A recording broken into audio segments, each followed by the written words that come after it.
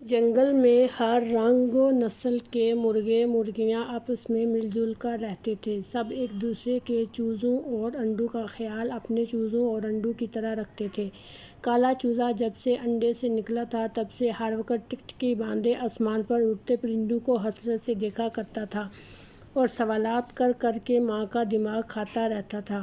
پرندے آسمان پر کیسے اڑتے ہیں؟ چوزے نے حسب عادت آسمان پر اڑتے پرندوں کو دیکھ کر ماں سے پوچھا۔ ظاہر ہے اپنے پروں سے اڑتے ہیں، اسی لیے تو انہیں پرندے کہا جاتا ہے۔ ماں، جو ننھے کالے چوزے کے حد سے زیادہ سوالات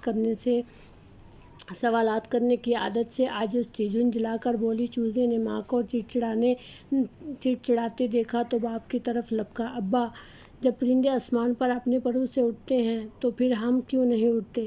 ہمارے بھی تو پر ہیں۔ کالے چوزے نے اپنے چھوٹے چھوٹے پروں کو اپنی ننھی سی چونچ سے کریدتے ہوئے کہا۔ کالے چوزے کی بات پر ابا نے سوچا کہ ننھے کی بات میں دم ہے۔ وہ خوش ہوتے ہوئے بولے، ہم مرغے مرغیاں اڑنے کی صلاحیت رکھتے ہیں، لیکن اپنی بھاری جسموں اور چھوٹے پروں کی وجہ سے زیادہ اونچائی تک پرواز نہیں کر سکتے، اس لیے ہم اڑنے سے زیادہ زمین پر چلنے کو ترجیح دیتے ہیں۔ تم آسمان پر اڑنے کے خواب دیکھنا چھوڑ دو۔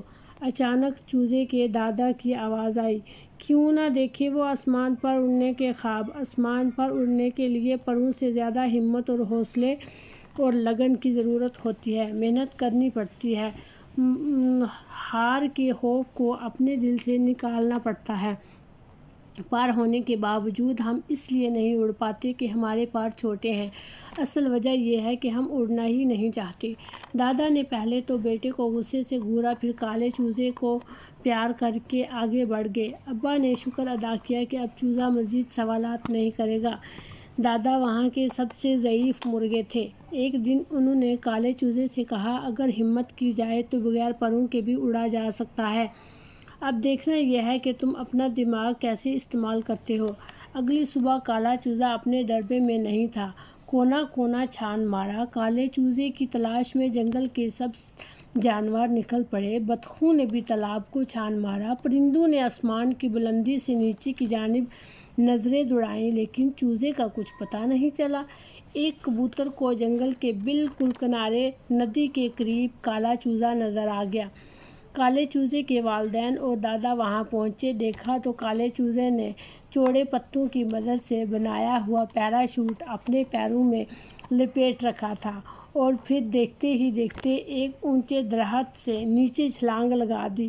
کالا چوزا پیراشوٹ کے ذریعے بلندی سے نیچے کی جانب اپنے خیال میں اڑتا ہوا آ رہا تھا اور اپنی اس کامیابی پر خوب کھلکھلا کر ہنس رہا تھا۔